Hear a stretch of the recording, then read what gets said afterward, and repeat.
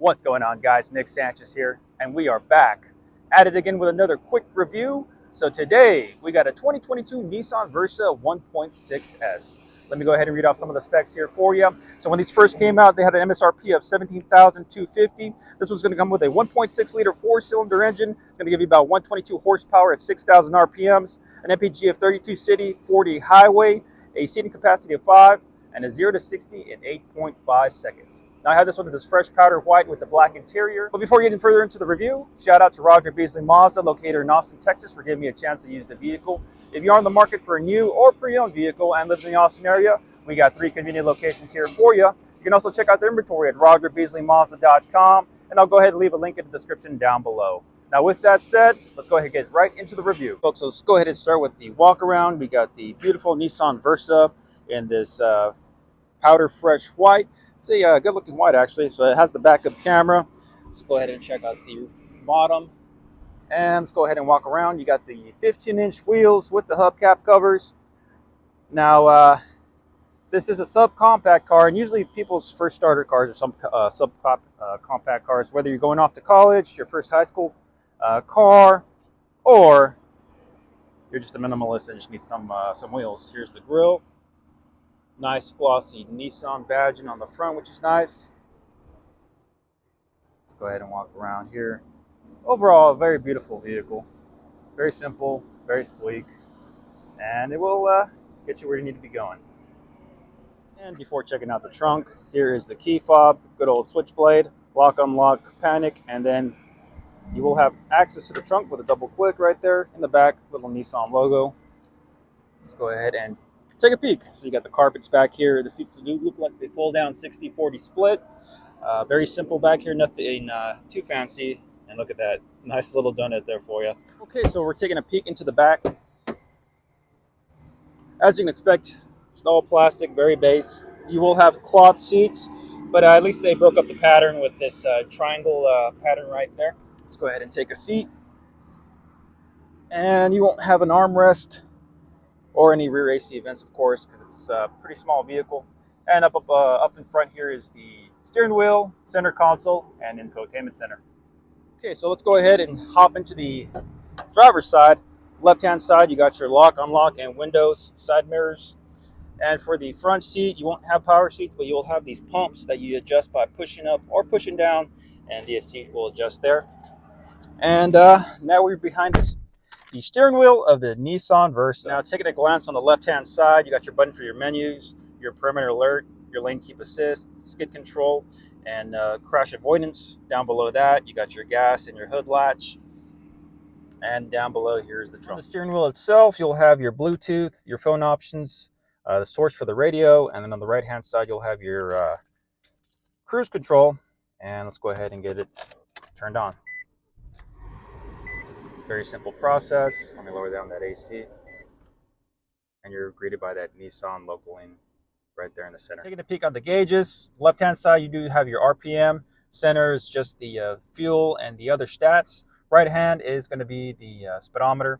And then when I'm clicking on the menus button here for you, let's see what we got. Just have a couple of different options.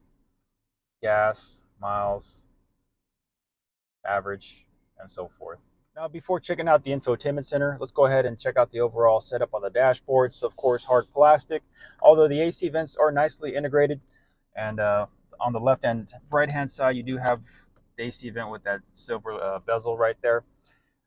Now, here's the infotainment center. It is touchscreen, but you do have a couple of hard buttons. So, menu, and you got AM, FM, aux, phone, connections for your Bluetooth, and then popping it into reverse.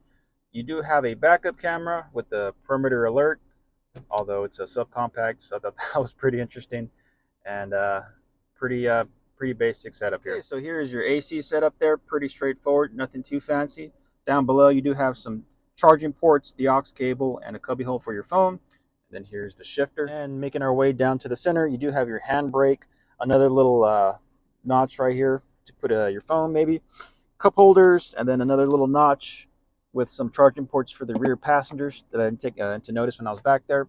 And then, of course, the glove box is a glove box.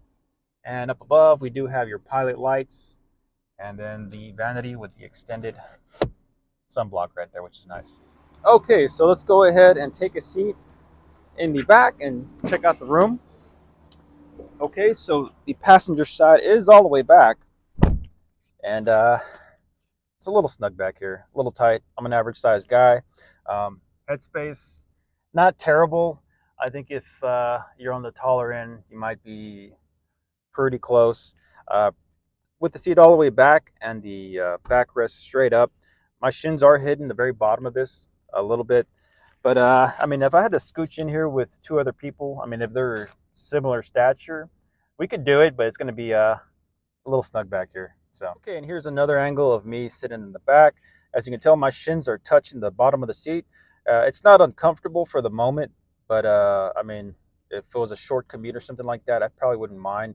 But if it's a longer drive, then I can see this getting pretty cramped pretty pretty quick. So, of course, let's check out the engine. The 1.6 liter 4-cylinder engine. Pretty bare bones. No fancy engine cover, so it's straightforward.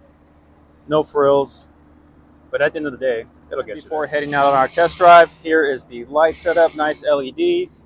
Actually, a very sleek design by Nissan for the base entry-level vehicle for them. So that's pretty cool. Let's go ahead and check out the tail lights back here.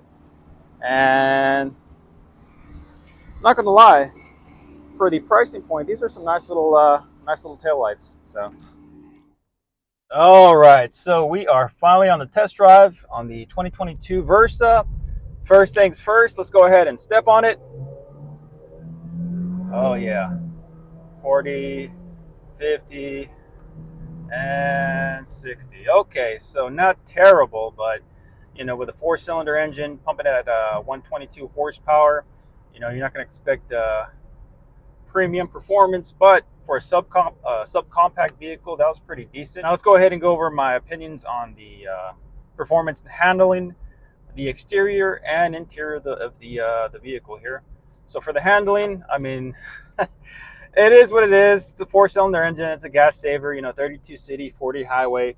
That's the segment of the market that these subcompacts are for. These vehicles often remind me of like a, you know, somebody who moves off to college.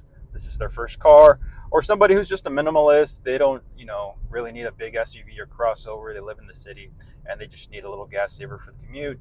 I could see this car kind of being ideally for one of those people. Of course, other segments are interested in this as well, but those who are the people I think of when it comes to this type of vehicle. Now for the fresh powder white, I gotta say, I do like this white. It is well done by Nissan. I'm not really a fan of white vehicles, but there's something about it. It looks pretty good. Maybe also because with the black accented pieces on the handles and then the other black components, it just really pops out very nicely. I am a fan of the lights, surprisingly. I mean, I know this is one of Nissan's more entry-level vehicles, but the lights were well done as well. Now for the interior, of course, it's going to be cloth seats, bare bones, you know, no power seats.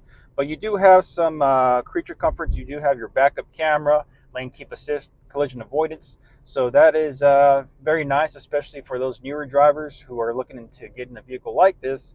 You'll still have access to some technology despite the base seats or anything like that. Now let's go ahead and take a right here.